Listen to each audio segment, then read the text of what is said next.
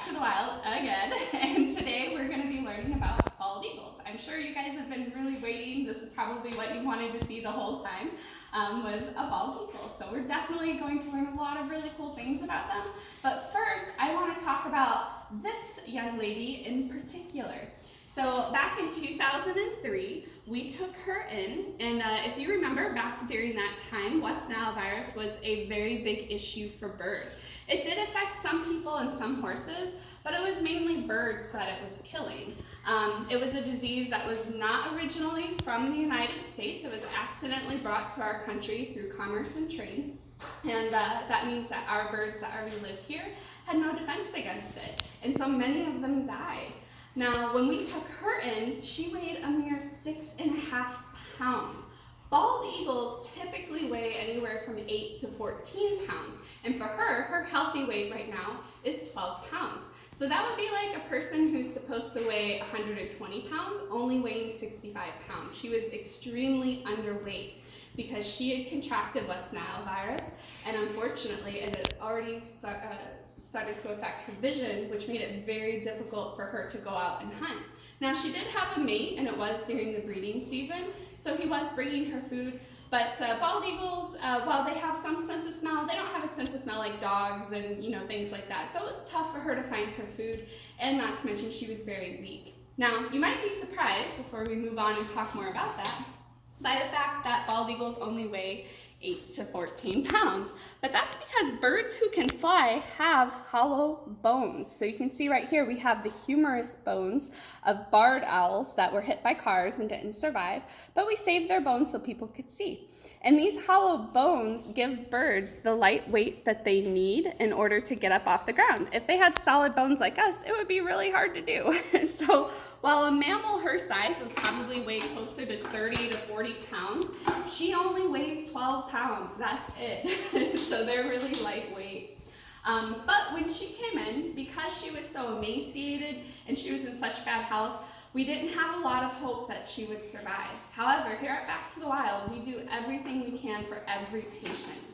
And she's showing her wings a little bit there. She might spread them out and call for us later today, so we'll listen for that.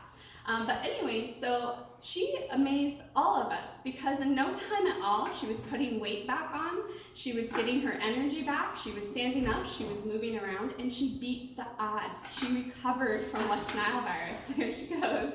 But unfortunately, her vision was impacted so severely that there's no way that we could release her out into the wild. So she does have to stay with us for the rest of her life.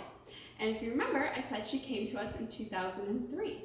Usually we don't know how old the animals are that we take in because they come to us as adults. But if you notice, right down here around her legs, you'll see some metal bands. And those bands were put there by the federal government. We were able to put those numbers in. She doesn't want to show you. We were able to put those numbers into a database and find out that she hatched out of her egg on April 8th, 1992. So her birthday is actually coming up here soon, and she is going to be 28 years old. So bald eagles in captivity can live into their 40s, so she could have another 20 years to go. And we hope that she does. We hope she's with us for a long time because she's really adjusted well to living in captivity. That's not always the case for these animals. It's really hard to transition from being free to having to live with people. We're not her friends, at least she doesn't think we're friends. We might think we're friends, but she doesn't feel the same way. She just has to rely on us, and she's done a really good job and helped us to teach over 500,000 school kids about why her species is important and about conservation. So this bird, who by all intents should have died in 2003, has spent over a decade now helping us to help other species and others of her kind. So just an amazing ambassador that we really have an honor and a privilege to work with. So bald eagles in general, what makes her a bald eagle? Well, that would be the white head and tail feathers. But young bald eagles don't have that. So let's start off from the beginning here. First off, let's take a look at bald eagle nests. And we'll look at one, well, a fake one later on today.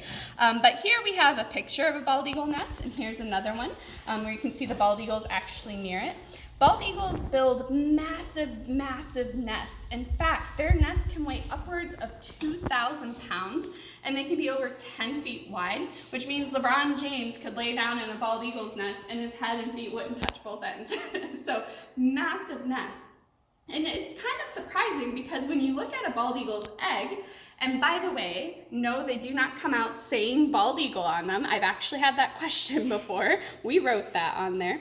Their eggs aren't actually as big as many people think that they are. They're fairly small, just a little bigger than a chicken's egg. I do want to point out that this egg is empty. It was never fertilized. There was never a baby in here, just a yolk and some white. That was it. But this little tiny itty bitty baby that hatches out of this egg, by the time it's 9 to 10 weeks old, it will be the size of its mom and dad. So they grow really fast. They're one of the fastest growing vertebrates in North America. And of course, a vertebrate is an animal with a backbone. That's you and I too. But these guys grow extremely fast, so they need to have huge nests because bald eagles can have a 6 to 8 foot wingspan. That's massive. They need a lot of room to move around, to practice flying. It is a myth that the mom and dad take them out on their backs to help them learn how to fly.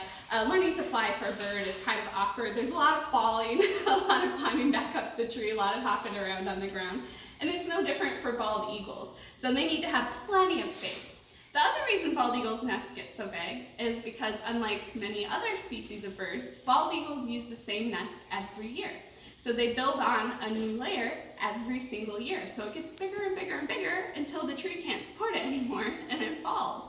Here in Ohio, our largest nest was in Lorain County. It was in Vermilion, Ohio, and it weighed over 4,000 pounds. It was massive. It was used for 35 to 36 consecutive years, depends on what book you read, which number, but for a really long time.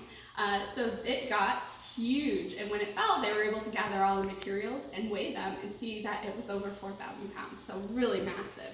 There was a nest in Florida that fell that they believe weighed over 6,000 pounds, but there's some controversy over that one, but still, that's a huge nest. So once the babies are out of the nest and they're hanging out on the ground, mom and dad are still very good at taking care of them. Bald eagles do mate for life, although if something happens to one of their mates, they don't pine away for the rest of their lives. Within 3 weeks, if it's during the breeding season, they'll be on the lookout for another mate. But these guys, they share almost 50-50 in the rearing of their young, so they do a really good job taking care of their babies, to the point that if one dies early on, sometimes that nest will fail because they need both parents to take care of them.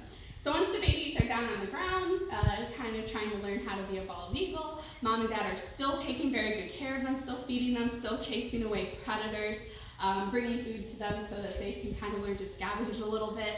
I always joke that bald eagles are just turkey vultures with tuxedos because they eat a lot of roadkill and things like that. They don't just hunt.